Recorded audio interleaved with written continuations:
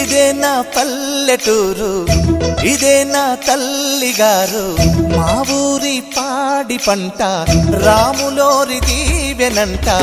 తల్లి గోదావరి నీళ్ళు కడిగే సీతమ్మ పాదాలు. ఊరంతా హాయ్ హాయ్ హాయ్, మనసంతా హాయ్ హాయ్ హాయ్. ఇదే నా పల్లెటూరు, ఇదే నా తల్లిగారు. మా ఊరి పాడి పంట రాములోరి దీవెనంట.